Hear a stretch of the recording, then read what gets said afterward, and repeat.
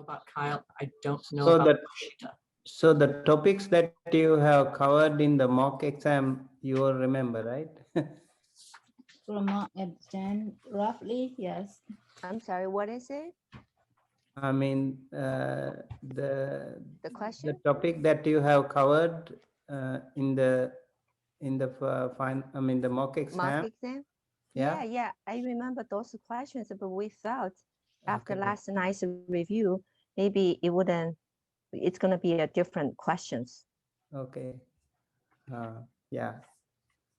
So, but so in line with that, we can also imagine maybe the style would be the same, but some of you actually have written two short answers. I felt maybe yeah, when you write the answers, you need to write a little bit in detail as you can. That would be great. And not this one. We've already been advised to not use bullet points to write in sentences. Okay. Unless, I think university wants sentences, not bullet points. Yeah. Yeah, I mean, if there is a list of items or something, you can, of course, do that, shortlist them, that should be okay. But if you want to say something, you have to explain it. And yeah, so I know, like, I also have done some exams in the university. So I remember how we did, like we had to write several pages for one answer. But you know, those days we were writing in it was handwritten things. Are you going to write by the pen or just computer? I mean, Typing, Yes. typing, right? yes. Yeah, so that will be a big difference when we handwritten things and typewritten things are very different. Yes, so I do have the mock exam paper also here. So you were working on how like the universal chetasikas and factors of enlightenment, and so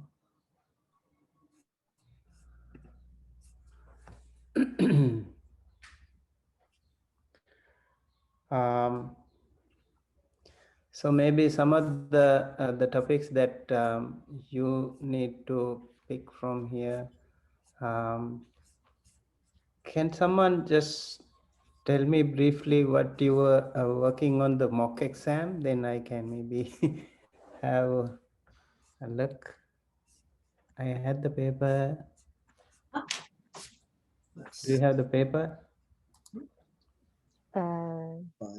Yes. You want us to share? You can just read.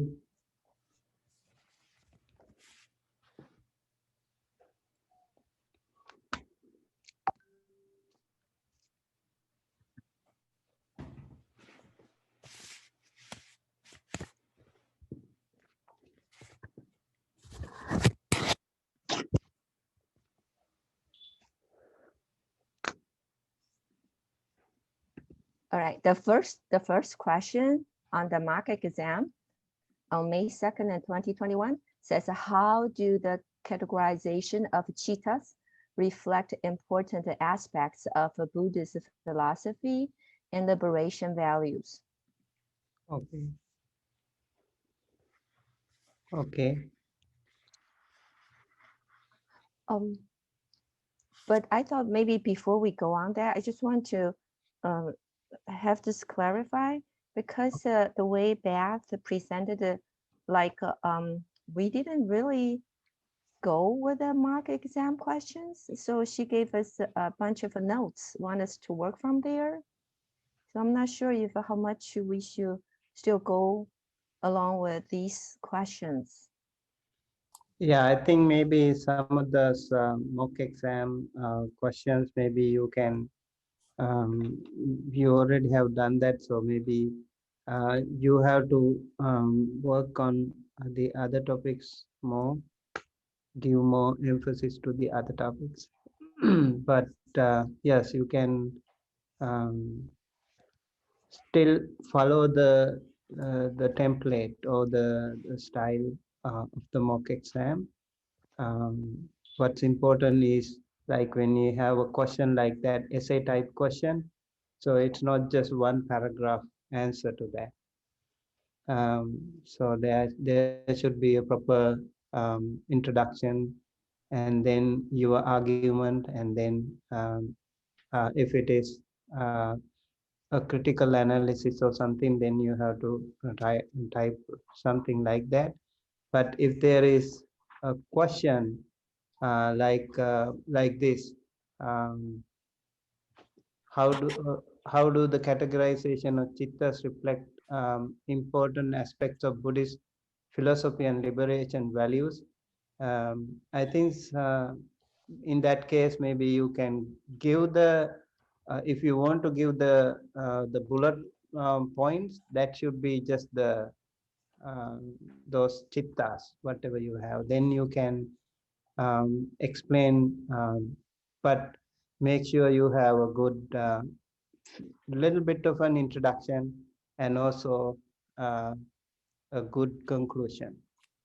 So few sentences to introduce your answer, or the question, or the point that you want to discuss about, and then you can also follow up with that in the end, and in between you can discuss them under several subtopics depending on the question, in fact. um, do you have any specific uh, question or area that you want to? Yes, like for example, if a question about universal Chatasika, they were asking about that. How do we interpret it, each one of them? Not each one of you. I mean, how do the categorization of chittas reflect important, let's say, like universal chetasikas, indispensable in a moment of consciousness action, right? No, I was just because based on what Beth gave it to us, I think she put the importance on the universal Chatasika. And then we have a 7, right? 7 universal Chatasika. Yes. So if So, we have a question like that, how do we explain? so you the whole have to thing? explain them. In that case, it's not a very long list. You can explain at least in brief those things, or the 7 chetasikas. You need to explain them. And then you have to, how each of the universal chetasikas are indispensable in a moment of consciousness action. That one you can explain, um, like even in practical examples, with some practical examples, or if you also have some traditional explanations from the book, that will also be very good, depending on the context, in fact. Sometimes you are asked to explain things um, like how do you explain them in real life or something like that, uh, like lifetime or something, um, then personal experience or human experience, then you can give some personal or contemporary examples, um, or else you can, along with those traditional explanations, I think that will be very very much appreciate, especially they will, the university, they are, those examiners will also look into this, apart from myself. So they will pay attention to that aspect as well. But in some cases, you don't have to explain too much, like not unnecessary details, but you have to explain at least the concept you have to explain. You have to define those concepts, and then you have to um, explain those things according to the situation. Let's say like universal chetasikas, indispensable in a moment of consciousness action.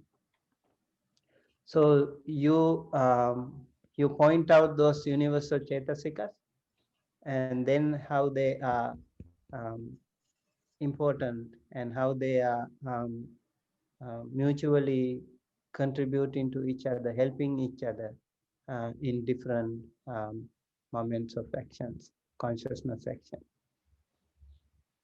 Then you have to explain those things.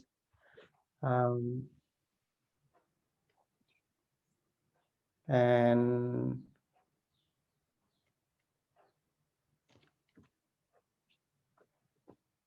did you also answer the question on Patthana? Patana. Yeah. I think on the mock exam, only the number 8 asks us to talk about what has impact in our own life. So we could do a something like that. freestyle writing. Yeah, so there will be some freestyle questions. If there is a freestyle question like that, along with the definitions or traditional explanations, you can, of course, give some personal or freestyle touch to your answer. That will be important. But let's say like there are like 24 pathanas or something, it would be a long list. Of course, if it would be so good if you can remember all of them, but if not, you can explain at least those important important pathanas, those things, so you can also give some explanation to them. Bhante, when you say important, which ones are important? There are 24 of those. Yes. So at least if you remember some more important pathanas, that that we can actually explain there. I know it would be very hard to say like what are those important things, but actually it depends on how much you remember. You have to little work on those patthana things.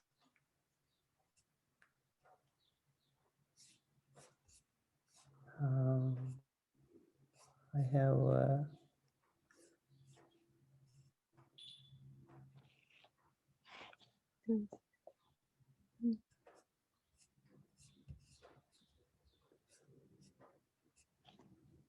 let me go to the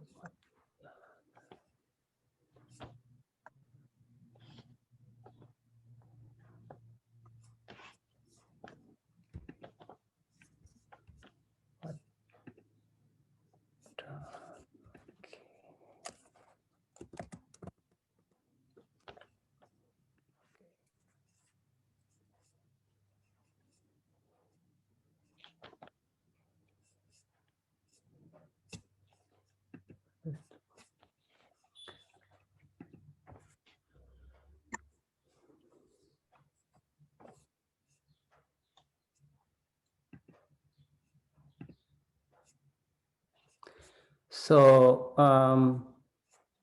in the pathanas we have 24, right? So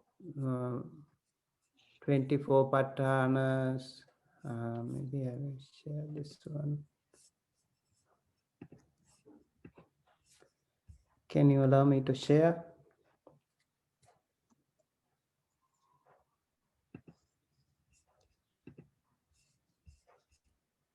I cannot share. Wait, I will let you share. Security. Okay. You should be able to share now. Okay, yes. So these are the pathanas. In the Abhidhamma Pitaka, you can talk a little bit about patthana, and then we have Hetu Pachayo, Araman Pachayo, Adhipati Pachayo, Anantara Pachayo, Samanantara Pachayo, Anyamanya Pachayo. I think you need to get some of those important, especially the first part of the pachayas are important. Of course, all of them are important, but when you want to explain in your answer, you have to go few together. So maybe you can also explain all these things. Root condition and object condition, hetu pachayo, aramana pachayo. And can you see this? Mhm.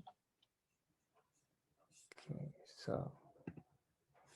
so hetu pachayo, aramana pachayo, then root condition and object condition, and how adhipati pachayo and anantara pachayo, this predominance condition and contiguity condition, and then immediacy condition and coordinations, and anyamanya pachayo, the mutuality and dependence. You can explain a little bit, at least few of them. You explain, and then you can say give some rational or continuity to that, like this. You can explain about the patthana conditions. Yeah, so you have to explain about that. Although there are 24, like, so things like kamma pachaya, ahara pachaya, so there are some really important pachayas too. But apart from that, you need to explain at least a few at the beginning. If you don't know the Pali word, that's okay. But if you know the Pali word, I think it will be very helpful, but it doesn't really matter. If you know it, it's always good.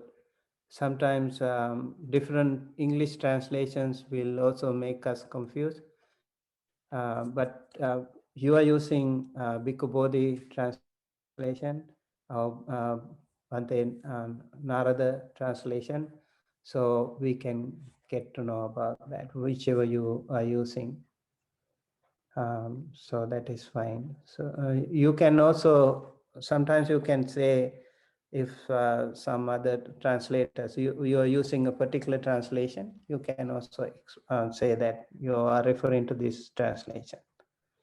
If you are using some other translation, you can do let us know so that we know. In that case, you don't have to necessarily use any Pali. You can use English words, that's fine.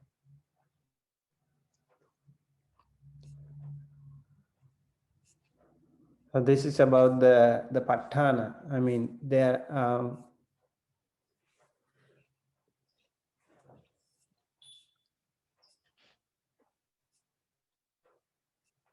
so in the patthana itself, there are so many things, but you don't need to write the whole thing, right? I think it will be difficult for you to write all of them.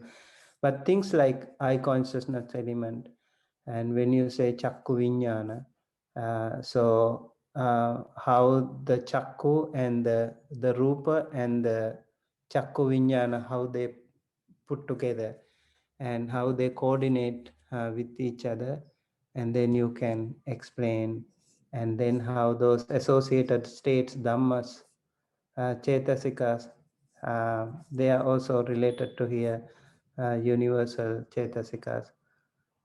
Yeah, some of them can be little bit more, explain little bit more. And in this you can, I think it is, if you see the eye and the ear, you see the sound here, sota, and then here the gandha, the smell, and the rasa, the taste. And so those are the five faculties, how they are contributing to each other. When we see something, we we can use this. If you explain one thing, let's say you want to explain rupa, eye consciousness, explain one in detail, and then accordingly the other things you can explain in brief. Okay, so that I think will make sense. For example, here we have Rupayatana, or I will say it in English. Visible object is related to eye consciousness element and its associated states by object condition. Rupayatanan chakku vinyana dhatuya tan sampayutta kanan dhammanang arammana paccena pacceyo. So if you explain that one, and then you can, this is again related to the rupa. So eye consciousness element means the two types of eye consciousness, kusala and akusala. So when you see a rupa, a form, if it is a pleasant one, you create a kusala or wholesome result. And then if it can be you can generate a wholesome karma. If it's an unpleasant form, you can create, you can generate an unwholesome karma. This is the same eye consciousness. And then the associated dhammas, associated chetasikas, then you can explain about that a little bit. So that is one thing. And then the same way, when you hear something, if it is wholesome, you create a, if it is a pleasant sound, you create a wholesome wholesome karma.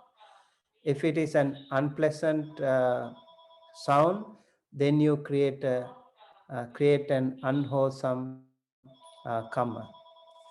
So I think if you can explain one thing, the other things, the sound, then the smell, and the taste, and the tangible, the touch, body, and also the mind, we can explain easily. So there are many cases where we can actually overlapping and repetitions. This can also be related to other things also. So it should be okay. So do you want the notes, or do you have the notes? Yes, please, we can have the notes. I think, did you share these slides already? No, this one I haven't shared, but I can share this one also. But I think in my Abhidhamma lesson, hopefully I have. Remember, I have shared some. It, Yeah, I can share this also, but I think I have already shared something. Patana, I think, was taught by her, right? Yeah. Let me check. If not, I can share this also. We have not done that, but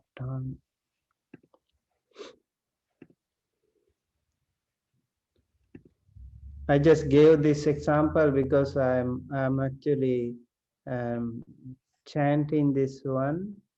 Remember I was chanting last time, so somebody created the PowerPoint for me, so I can do it again. Yeah, I can share this PowerPoint with you right away. I mean, after this class, I will do that. But I'm not sure if I gave you that. If Dr. Beth, did she give this one to you? 13 and 14 to 27. She just gave us a list of root, object, predominance, proximity, 27. contiguity, Okay. connaissance. It did not talk about eye or ear or any of that. Yeah, I mean, if we talk about, if we talk about Patthana, then we need to talk about these things, right? That's. Let me see.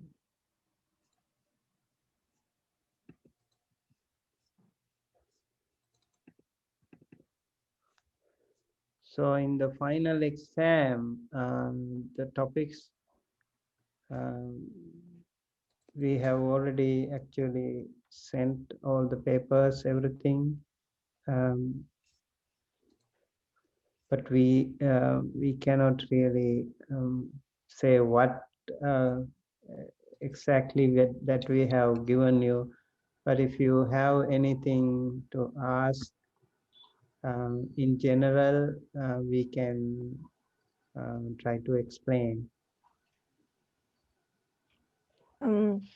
For the factors of enlightenment, there are 37 factors. Yeah. Are we supposed to write them all, 37 of them, and explain for each of them?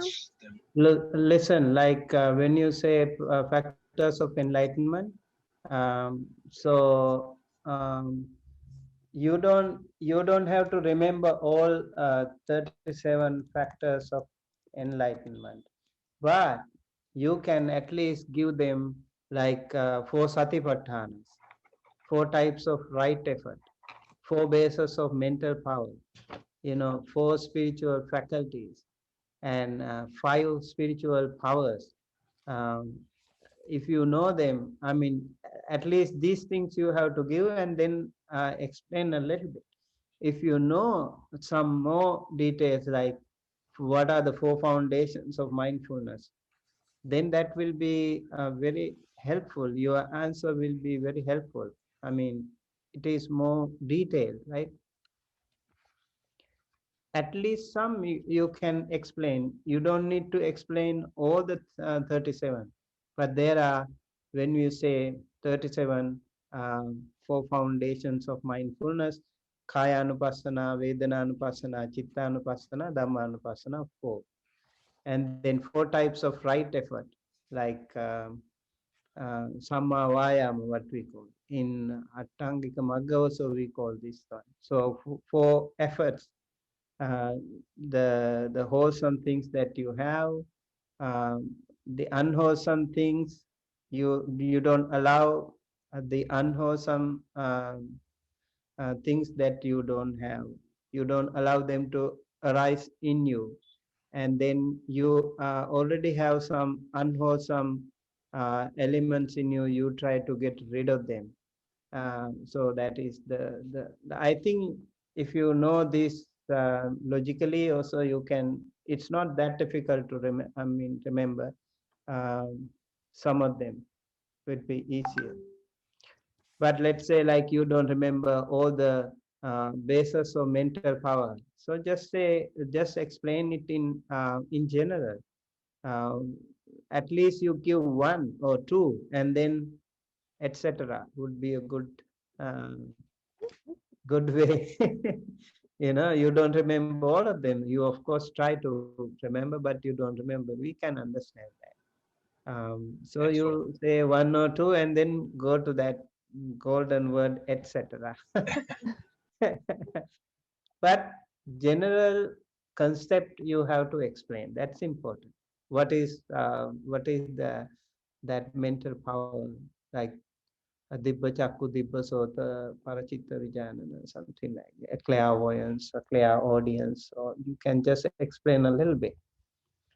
It is said in many suttas, like, for example, Venerable Moggallana had these, he was the foremost among those Siddhipalas. And so, like, immerse on the earth, just like you immerse in the water, and you can walk on the water just like you walk on the earth. So and you can walk through the walls, you can fly in the air. All these are like Iddhipadas. And then spiritual faculties, Pancha Indriya, Saddha, Sati, Virya, Sati, Samadhi. So these are also Pancha Indriya and Pancha Bala. Famous words, but I know, like, maybe for you it's not all easier to remember.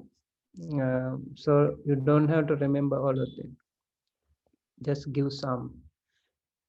Yeah, faith, energy, mindfulness, concentration, wisdom, and that is 5 strengths, and 5 faculties: faith, energy, mindfulness, concentration, wisdom, and noble eightfold path. I hope you remember them. And so some of them you need to remember, some of them you can just skip, but give at least a few.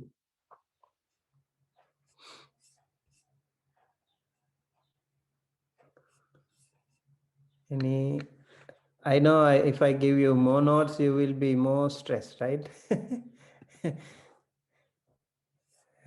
But I think it is good to share if you have something in particular you need to ask, then I can help.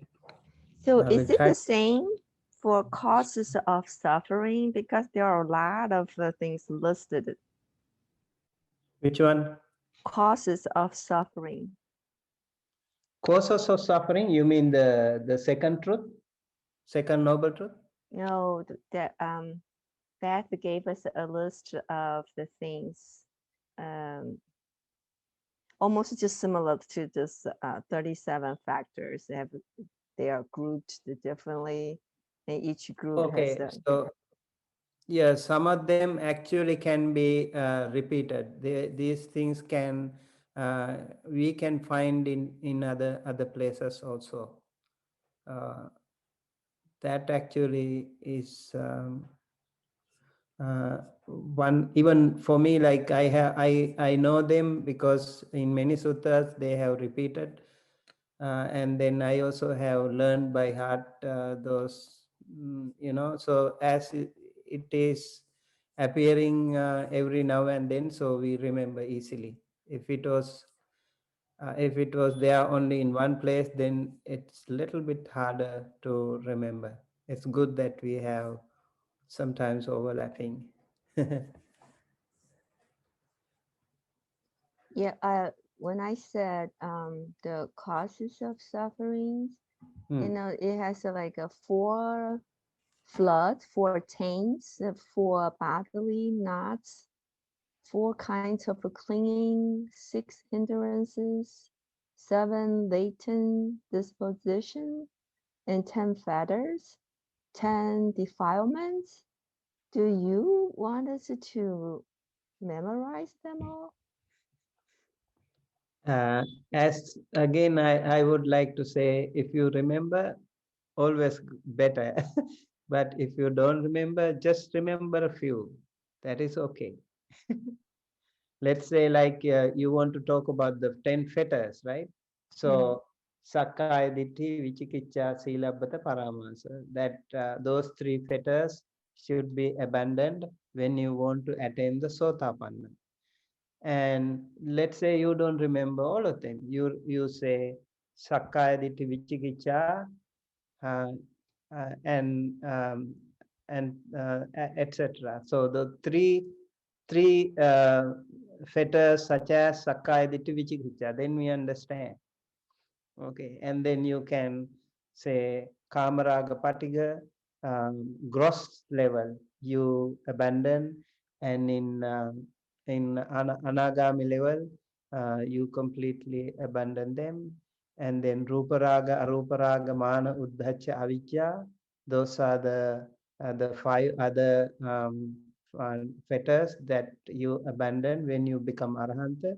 But if you don't remember all of them, you can say the last 5 fetters would be such as, if you know, like Ruparaga, etc. So those will be abandoned, completely abolished when you become an Arahant. So you need to be little bit skillful, like just to show that you are in the track. Yes, just to show that you at least know the concept. These three fetters, first 3 fetters are important, and that is the opening gate for your spiritual path, and then that is very important. And then second 2 fetters will be like halfway abolished or abandoned when you attain Sakadagami on once returner, and that will be completely abolished or abandoned when you attain Anagami or non-returner. So that is the first half of the 10 fetters. That is called the gross level fetters or sangyojanas, and the rest of them can only be abandoned when you become an arahant. For example, avijja is the last one, or the ignorance. That is the last fetter sangyojana that someone can get rid of. Until you become arahant, the last step would be the avijja or the ignorance. And also, for example, ego or conceit, mana, will also be a part of that group. So even the Sotapanna, Sakadagami, Anagami people can still have those defilements like ego and ignorance, etc. So you can say a little bit about that. And if you want to say a little bit more, Sotapanna person or stream enter person, this is a very important point in your stage of sainthood, because that will guarantee you of your final liberation. And the person who attains Sotapanna will only be born maximum 7 births. Within that person will be liberated. Those are some general explanation. Plus, a Sotapanna person will never be born in the hell realm. No, in the hell realm, always in the upper realms. And then Sakadagami person will come only to this only once. That is why he's called Sakadagami, once returner. And Anagami person, non-returner, will never come back. And the minute he passes away as an Anagami person, he or she will be born in the Brahma realm, or Suddhavasa, what we call, and that person will be Arahanta already. These are some of the general explanations. And if you want to say about 7 factors of enlightenment, you can also, maybe if you can add like Sati, Sambhajjanga, Dhammavicaya, Virya, Piti, Passaddhi, Samadhi, Upekha. These are the 7 factors of enlightenment, and those are also explained in Bojjhanga Suttas. There are 3 Bojjhanga Suttas. So the Buddha explained to them, Buddha recited these Bojjhanga Dhammas when some monks were sick. Venerable Mahamoggallana, Venerable Mahakassapa, when they were sick, Buddha visited them and then preached them or recited these Satta Bojjhangas, and it is said they recovered from their sickness. And once the Buddha was himself sick, and then Venerable Mahachunda visited him, and Buddha asked him to recite those Satta Bojjhanga, 7 factors of enlightenment, and he also recovered from that pain. So maybe some background information, if you know, it'll be okay as much as you can, kind of cover up some of those missing things. Or also you can say how important it is this. For example, sati. Sati is explained in many places. So you can say how important it is for someone to attain enlightenment or to go along their spiritual path. Sati or mindfulness plays a very vital role. Wherever you remember the sati, like in the Noble Eightfold Path, sati is there. And then here in the 5 faculties or 5 balas, you have sati. And so you can say even in 5 or 7 factors of enlightenment, you have sati. And 4 foundations of mindfulness, you have sati. You can see, you can also maybe cross-refer to other concepts if you know. That will be really good.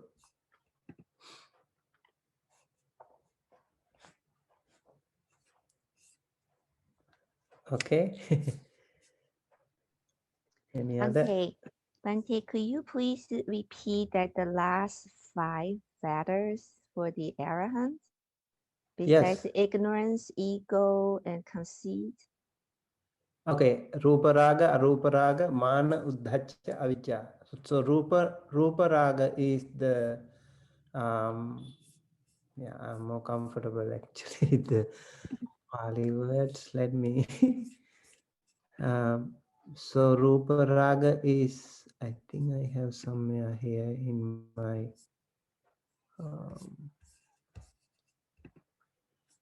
I said Dasa Sangyojana.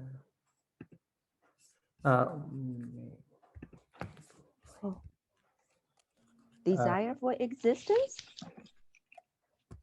Desire for Rupa is the actually 10 fetters. Okay, so in the 10 fetters you have yeah. Okay. Because 10 fetters. That is called Dasa Sangyojana or 10 fetters, right? And Rupa Raga is desire to be born in fine material worlds. That is called Rupa Raga. And then we can show. Clinging to existence. Is that the Rupa Raga?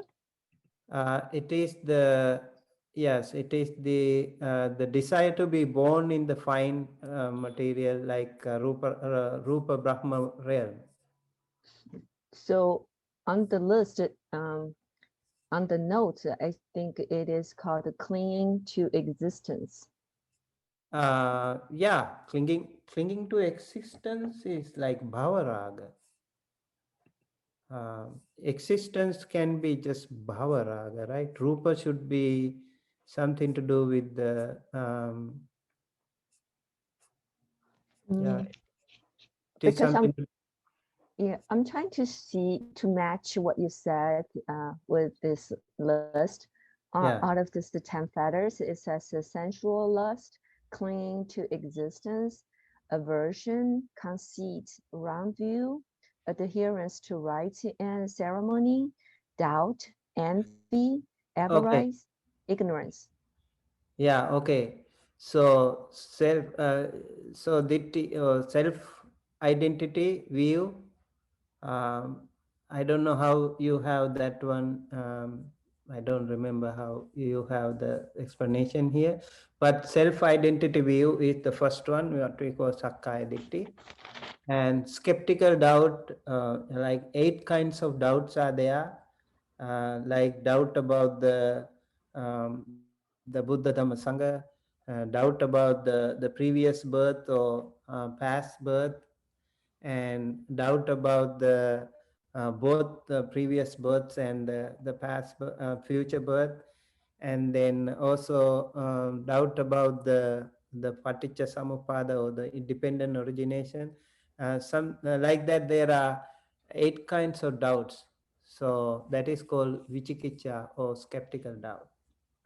So you just can explain about that a little bit in your own words.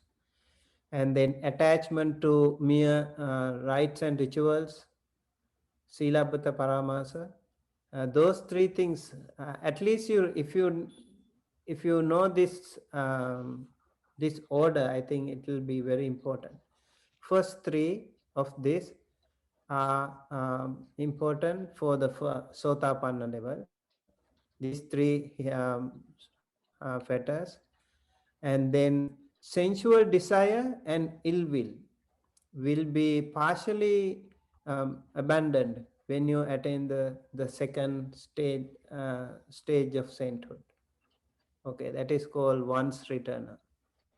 And then in the anagami or non-returner level, these 2 will be completely gone.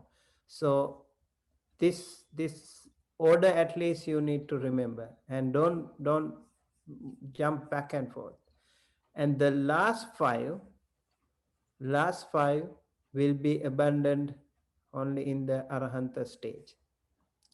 So desire to be born in fine material worlds and desire to be born in formless worlds.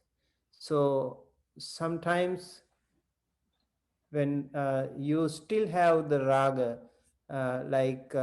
some kind of a desire still there to be born in fine material world, and later on you don't even have that one, and you don't even have any desire for form, so you go to formless, and you still have the desire to be born in formless worlds, and that also is a desire. And then conceit, different kinds of ego related issues, conceit, sometimes maybe inferiority complex or superiority complex, or it is actually explained in different ways, conceit. And because of our ego, we do many things, and these are very deep rooted latent tendencies that we have. Because of these deep rooted tendencies, it is very difficult to remove those things at the beginning. That is why you need to become arahant actually to completely get rid of the conceit. And restlessness again, because of our restless mind, it is difficult to see the reality. When you are restless, you cannot concentrate. When you cannot concentrate, you cannot take the right decision. And in the supramundane level, it is even more powerful. That is why sila, samadhi, panya, the morality and the concentration are important for someone to gain the wisdom. For example, if you want to take the right decision, you have to calm down first. If you are restless, you cannot do anything. Even while meditating, you might see like your thoughts are really running here and there. Your monkey mind still work. So it is, in a way, it is also uddhacha or restless. So there should be a situation where you don't create any thoughts, complete absence of thought, that will be a good, the best form of samadhi that you can have. And ignorance again will be a very, very powerful latent tendency or a defilement that all of us have because of avidya, because of ignorance. We will be fooled all the time. Even if you are an educated person, if you are a rich person, if you are a good looking person, if you are from a rich country, rich community, rich family, all these things actually will fool us. We will take all these things back to samsara. So in a way, ignorance is fooling us. In a way, avidya is not allowing us to get rid of this samsara. That's why it's again a very, very powerful. We know in dependent origination also, avidya and tanha, these two factors are two of the most powerful links in those dependent origination.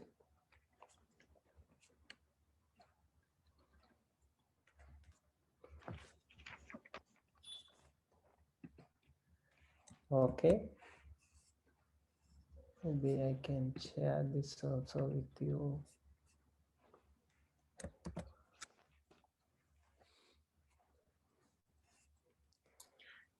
In the file that Beth gave us of causes of suffering, she has wrong view as listed, and I'm not sure which one of these would be wrong view. You mean in the 10 fetters? Yes, please. Oh, I think the wrong view maybe is that the third one? Or it's not the doubt, right? You have the doubt? Yes, doubt is on the sensual lust, clinging to existence, aversion, conceit, wrong view, adherence to rites and ceremonies, doubt. That is this. Yeah, I thought it might be self-identity view. Well, wouldn't that be conceit, perhaps? But doubt the can be conceit avarice and already- ignorance. conceit already is there, right? Well, we have conceit on both lists. Yes, Wrong view, maybe is that ignorance? We have Do we ignorance have as well. Could you please repeat that again, the list? sensual lust, clinging to existence, Wait, aversion. one by one. Sensual Okay. lust, maybe Sensual this lust. one, right? Okay, Yeah, number 4, Amara.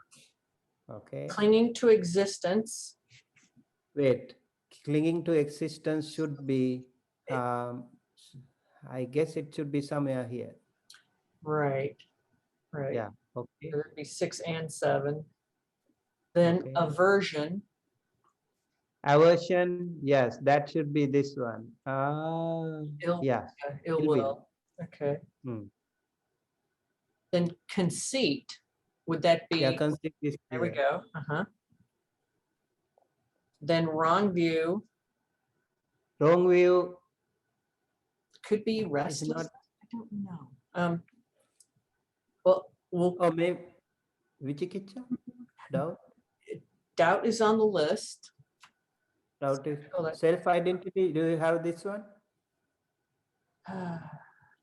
Let's see. I'm not sure Conceit. how she got that list. Oh, no, conceit's there. Yes, exactly. Envy. Because if you have 10 fetters, this is the order. Mhm. Yeah, this is the order if you have the list. I mean, 10 fetters. If you talk about 10 fetters, this is the list. In all Okay. the suttas, they talk this way. Mhm. It just seems like a few on the list from Beth are kind of the same thing. Yeah. So, okay.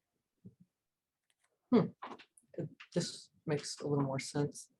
I think probably she got it from the CMA. Did she give this one, this topic? Yesterday. Wait. Well, This is the one she gave us before, though. I mean, this wasn't the first time we've seen this. In the class, she gave Yeah. that. Okay, let me see again, Francisca. Wait, can you? Let's see, I put it into, did I put it in the room? Yes, I put it already into the chat. It's SS Okay. causes of suffering. Causes of suffering. Causes of, But you go down the list and there's 10 fetters. yeah, so causes of suffering, that's a different thing, right? Yeah. But they So use the causes of same term. suffering. Oh, I know now. Like in causes of suffering, you have kamatanha, bhavatanha, vibhavatanha. If we talk about the in the Four Noble Truths, 4 taints, Yes. 4 floods. Okay, Kama Yoga, Bhava Yoga, Ditthi Yoga, Avidya Yoga. Okay, so these are the floods. 4 floods and 4 taints, 4 bonds. This looks the same, right? So this is Kama Yoga. This is yes, Kama. Bhava, yeah, this is Bhava, and Ditthi, and then Avidya, yes. So there are 4 kinds of ogre or floods, and that's right. For bodily, what is it? Knots? Knots. Covetousness, ill will, adherence to rites and ceremonies, and dogmatic beliefs. Okay, they are also causes of suffering. And 4 kinds of clinging: sensual pleasure, wrong view, rites and ceremonies, and to doctrine of self. Then addiction, 6 hindrances: aversion, sloth and torpor, speculative doubt, ignorance. Normally we have 5 hindrances, and Page yeah, we page have, 268 yeah, okay, In the in CMA. CMA. Yeah. okay. And there you have 6. Unfortunately, he doesn't have the poly right next to his translation, but if we assume that it's respective, I guess you could go down that list. Okay. Dasa So this is the Samyo Janani. Oh, that's got a colon. I don't know. Oh, that's probably what. Is that fetters? Yes. That's fetters. Okay. Yeah. Kamara Gasa Yo Janam. That's the David, Sangyojana. if you look at both pages, there are 10 fetters according to Sutanta method and 10 fetters according to Abhidhamma method. Yes. And they are Okay. different. Okay. I remember we went over that in class. Very good. That's a good Yeah. point. That's a good point. So you can compare that then. Yeah, the Sutanta method is the one that you just gave, Yes. Bhante, Yeah. and Okay. then Beth gave the Abhidhamma method. Okay. Great. Okay. So Which please, one do we write? okay. You follow the Abhidhamma method. You definitely can follow the Abhidhamma method, but you are welcome to compare it with Suttanta method if you know. You can at least say in general, some of them are overlapping in both cases, and also the order is different. The page of causes of suffering, the overriding idea on that is most of these have to do with wrong views. Yes. In Noble Eightfold Path also, you have the first one as Samma Ditti. If the view is wrong, the entire path is wrong. Your destination is wrong. So the first thing you need to correct is the right view. That's very important. I know I am more familiar with the Suttanta method. Sorry about that. Bhante, Yes. because you explained it that way, seems like it's easier to write the details about the 10 feathers you just talked about. But Yes. for this one from Beth, well, I'm not sure how to go into details for each one of them. If you want to talk about the details of 10 fetters. Yeah, by the list from Beth. Yeah. Let me see again.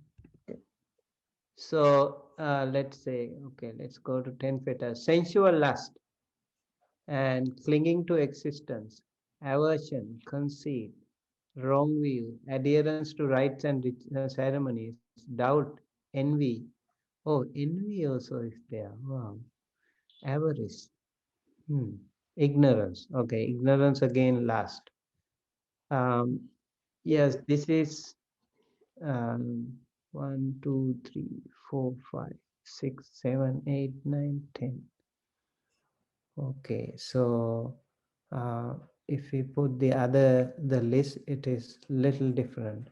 But we can explain. Sensual lust is about the karma world, or the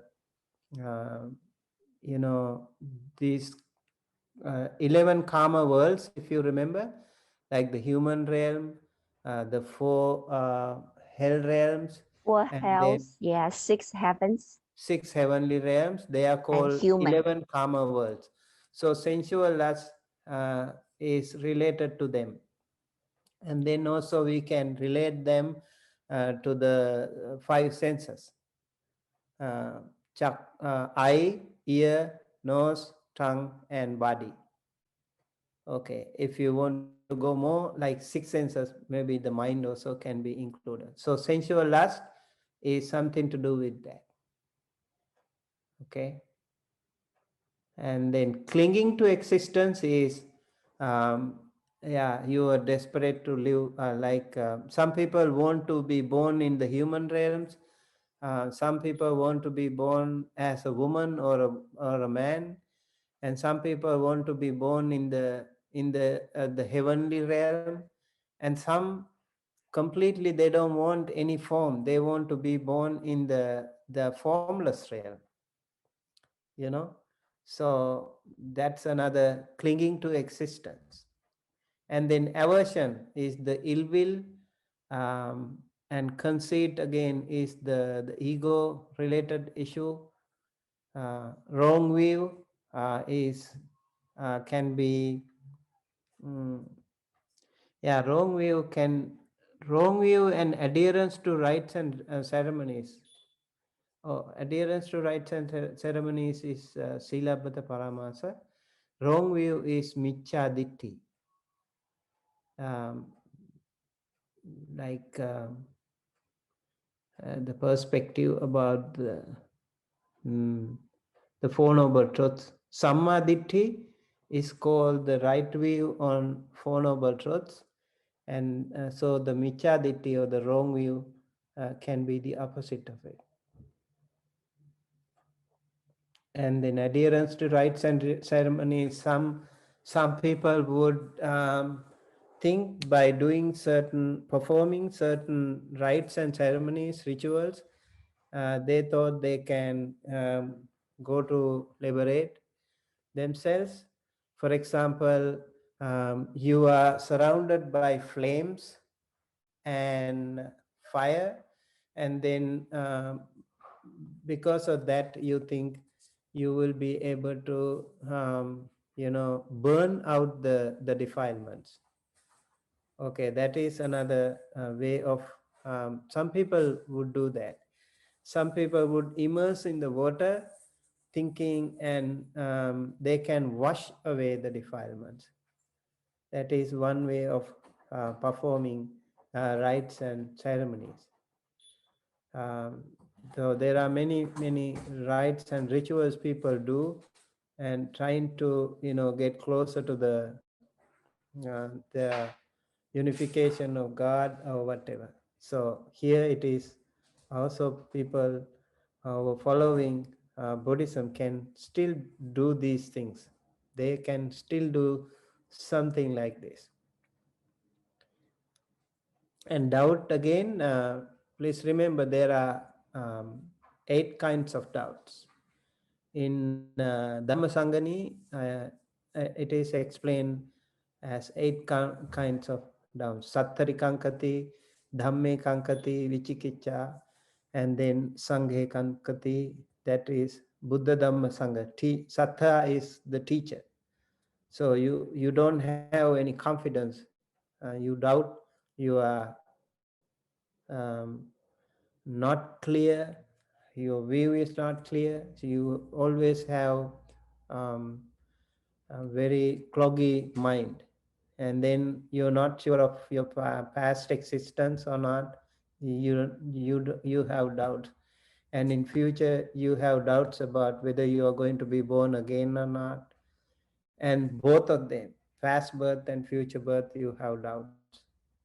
And this is also called I think eternalism and annihilationism, annihilation, right? View. And then that's another one.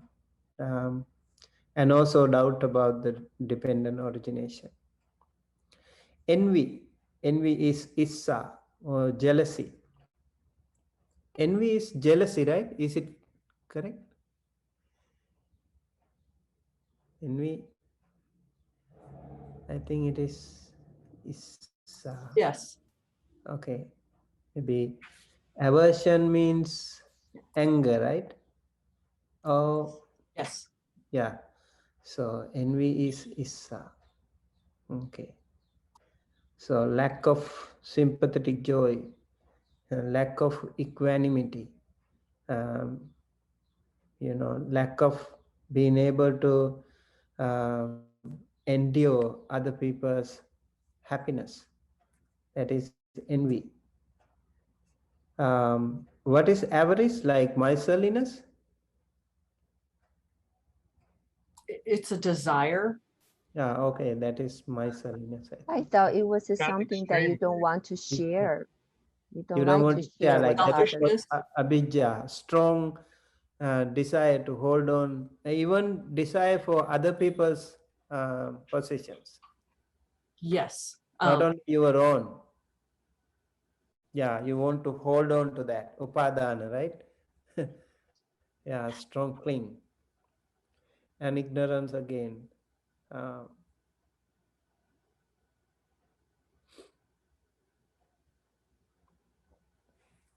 10 fetters. That's a sangya. Yeah, avarice, like greed. Hmm.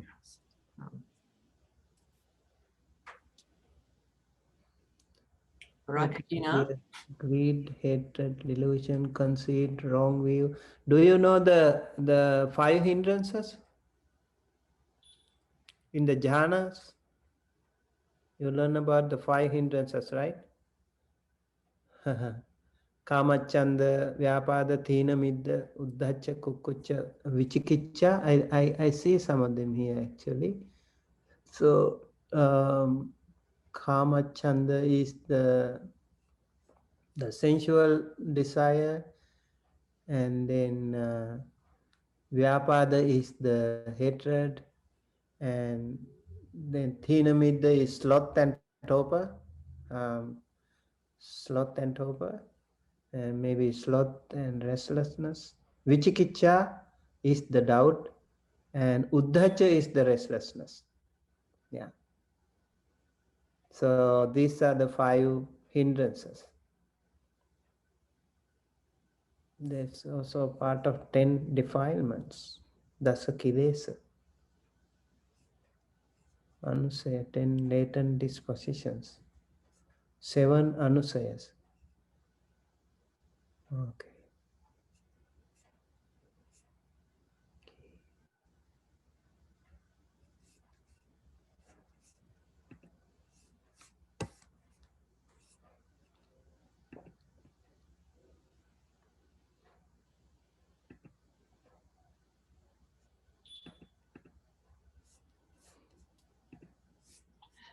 Bhante, how do you define ragagina? As burning or a flame? Which one? Ragagina, am I pronouncing Yeah, you that? say right. Ragagina, dosagina, mohagina? Oh, raga. How might, Gin? You mean the fire? yes. Oh, Do I you, was wondering how you use that word like raga, ginna. Ginna is a single word. Pali word it's aggi. from the Buddhist third sermon, the Hmm? fire sermon. Okay. And I was wondering, Okay. how do you pronounce that? And do you define it as fire or a flame or burning? Raga. Raga is um, like a fire that burns you. Mhm. That is a very strong um, uh, flame, or I don't know if you call it a flame. Okay, Raga is a strong burning sensation burning, okay. that we have. That is why when the Buddha,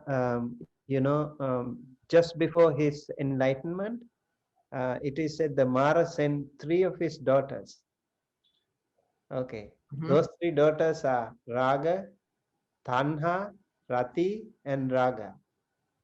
Mhm. They are not physical human beings actually. They are those very strong urge desires that we have.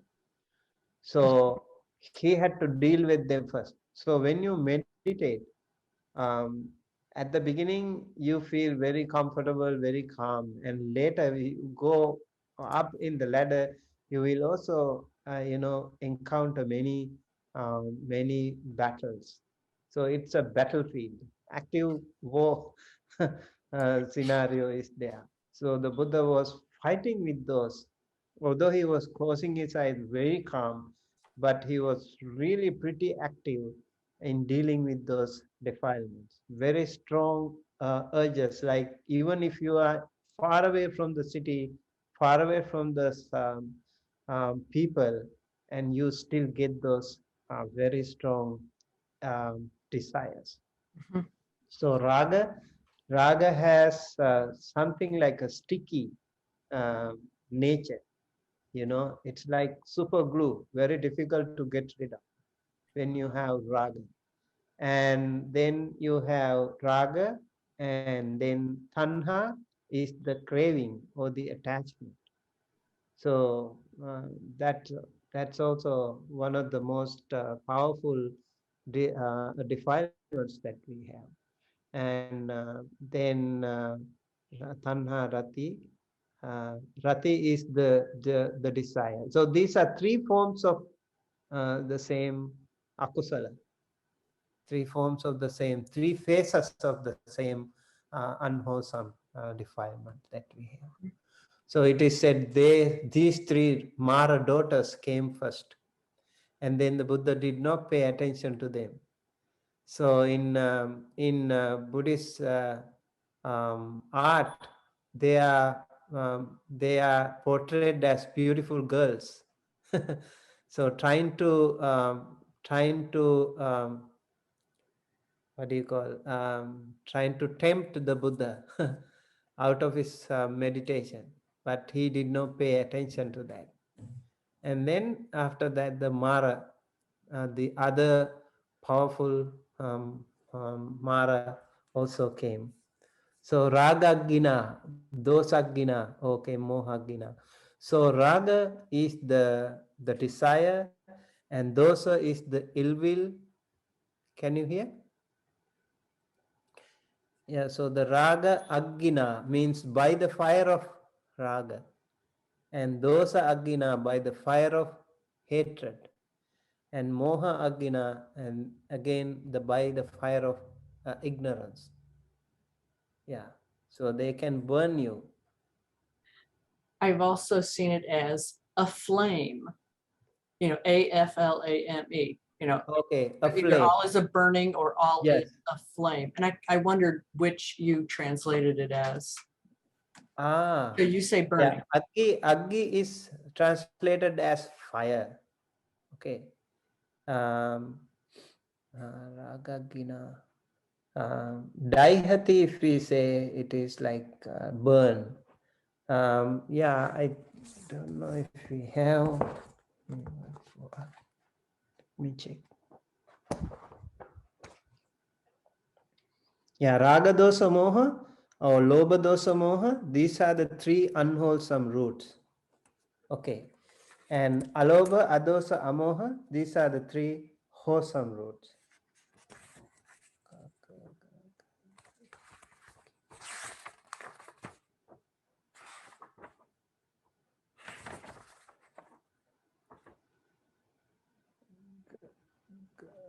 Yeah. So Aggi here is given Aggi Khanda, if we say fire, great mass of fire. Aggi is fire. Yeah. Aggi Sikha. Oh, Aggi Sikha, if we say, we can say flame. Aggi means fire. Aggi Khandopama Sutta is the fire sermon. Yeah.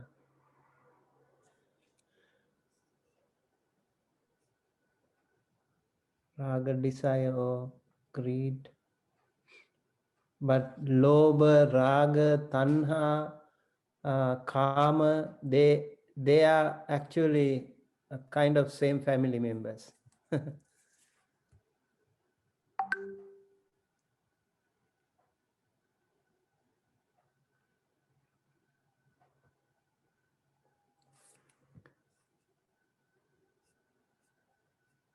Anything else?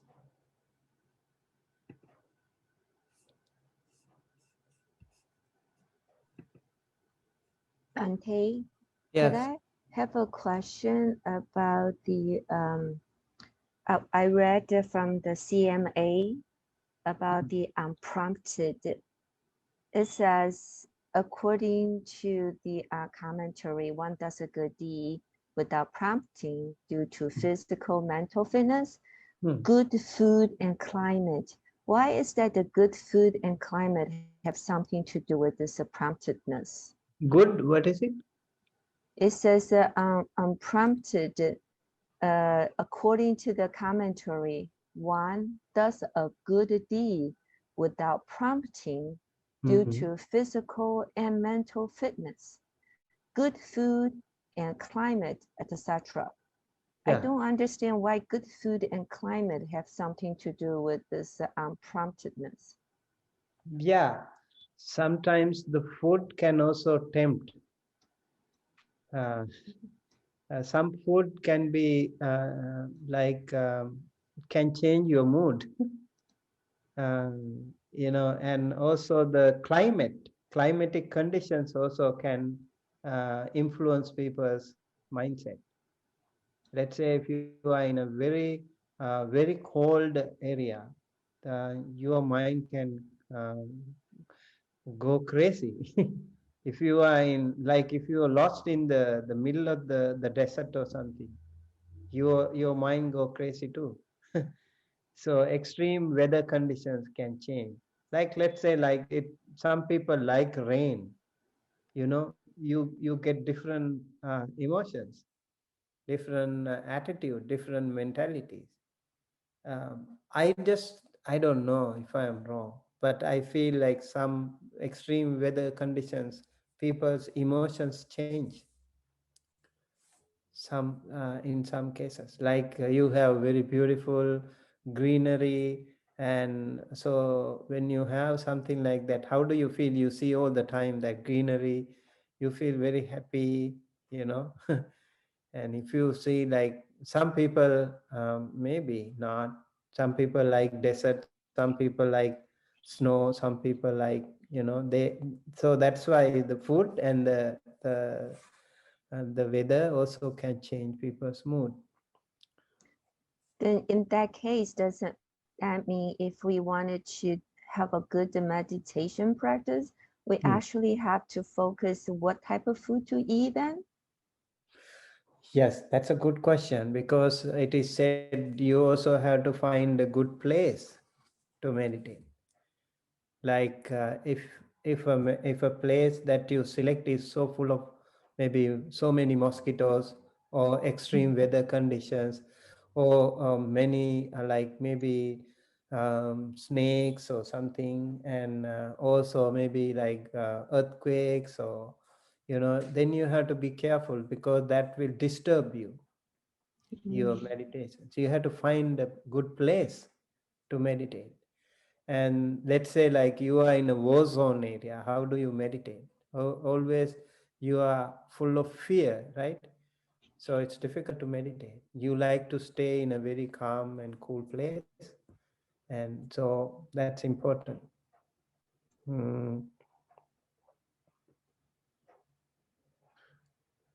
Yes, please. You're welcome to do that. I copied it and put it into a Word document, so Oh, nice. they won't get everything. And I put the link in there too. So, Great. thank you. But I wanted to ask permission first. Oh, you're welcome to do that. Thank you. And do you want me to share the Patana? Okay. Yes. Yeah, I can share that too. So I haven't started chanting this. I'm going to chant actually soon. Before that, let me. Lord.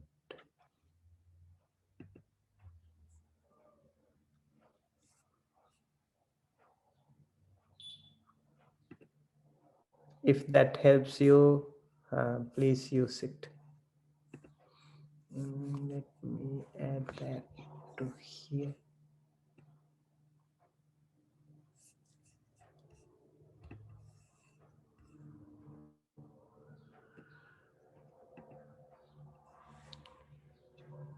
Computer. Done. Should be.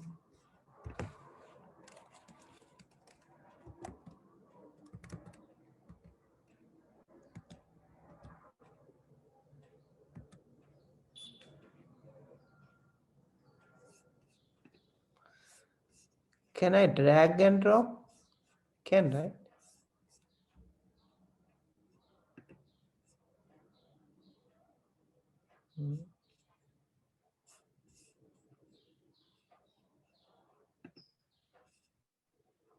Patana chanting.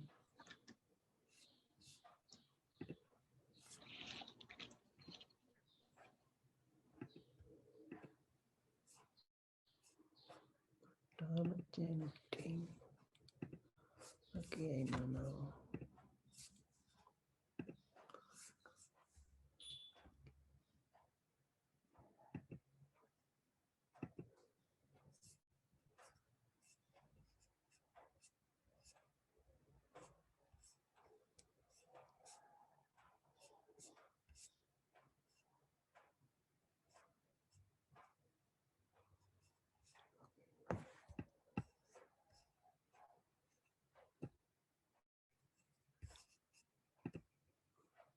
Okay.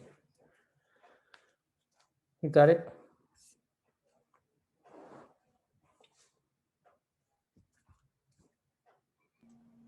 Yes, thank you, Bhante. You're welcome.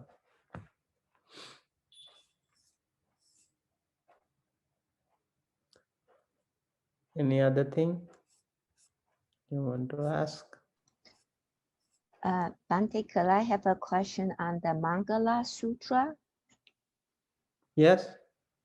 One verse says to reside in a suitable location, to have done meritorious deeds in the past, and to set oneself on the right course. I don't quite understand what the have done meritorious deeds in the past have something to do with the set oneself on the right course. Because if you have done some good things in the past, like your past karma also will be helpful. They can be the conditions of your present existence, So if you have done some jhani practice or maybe something in the past, right now, if you start practicing it, it'll be very easier for you to attain jhana. So the past karma is very important. Let's say, like, if you have practiced dana or generosity in the past, so in this birth you will have less suffering. You will have things whenever you need some food and other stuff. You will have, because you have practiced dana before. That is the Buddhist theory of karma, and also the dependent origination. If you see that. So suitable places, as I said, it's also important. It is called what do you call it? Yeah, so living in suitable place is important. That will also help you, like, as I said, extreme weather conditions or war zone areas, or like maybe like today, for example, in some countries where the COVID-19 is much more worse. So it is so scary and people don't want to go there and they feel more not for comfortable, right? So those are some of the places not suitable. That you don't want to be in such places. With the fruits of fast, good deeds, and guides by the rightful way, guided by the rightful way. Yeah, guided by the rightful way is like you also need to have good friends, spiritually rich friends around you. So whenever you are out of the track, those wonderful friends can also help you come out of those difficult situations. They will also guide you towards the right path. That's But Bhante, my question was, this sutra is Buddha to tell people how to live their life so you can get real blessings. But for this part, to have done meritorious deeds in the past, that's already past. There's nothing that we could do right now. In the sutta, it is called Mangala Sutta. There are 38 factors of blessing. One blessing is, you already have done something good in the past. That is your blessing too. That is a blessing. Yeah, auspicious factor. I see. Okay. Yeah. Thank you.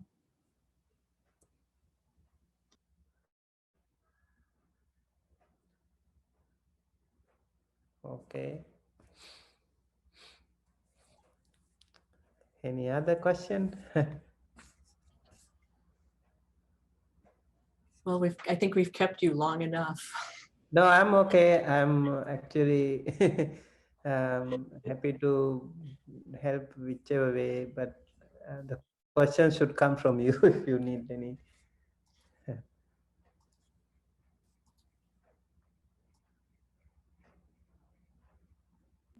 I think that may be all the questions we had. Okay, accept the paper. Accept the paper, right? So yes, please make sure that you answer. When you answer, you show your confidence in your answer. Yeah, sometimes you have to be skillful. Although you don't know the whole thing, but you can actually, skillfully do that one. So you have to impress those inspectors, examiners. Even though you know the whole thing, if you don't know how to skillfully manipulate that, maybe the person with less knowledge still can do a better job. Yeah, and I hope and wish all of you the best of luck, and may you all be able to relax and no need to panic. I think just absorb whatever you can, and that too in a leisurely manner, and do the best you can. And may the Buddha Dhamma Sangha bless you, help you, protect you, and may you all be able to maintain your inner peace and calm. And maybe at the examination time, take a good long deep breath before reading the paper. That will calm you down. And start with the easiest one, and also, but make sure you also divide your time, manage your time properly. And yeah, good luck to all of you, and may you be well, happy, healthy. Sadhu, sadhu, sadhu. Thank you, Bhante. Yeah, I will recite a short chanting for you, okay? Thank you.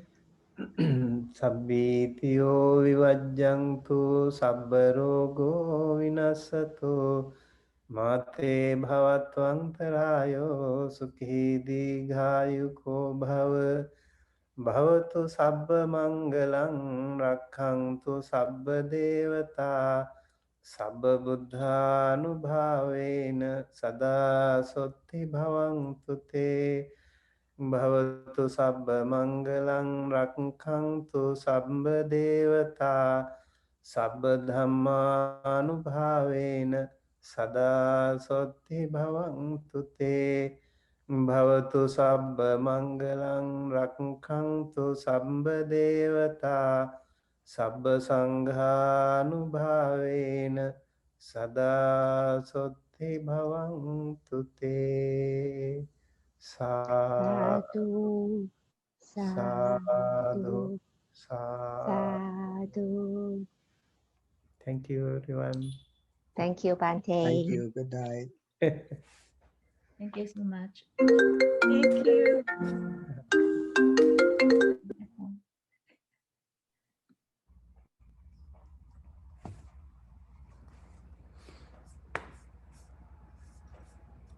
Okay. I'll post those two files. I'll post those two files to our Slack group.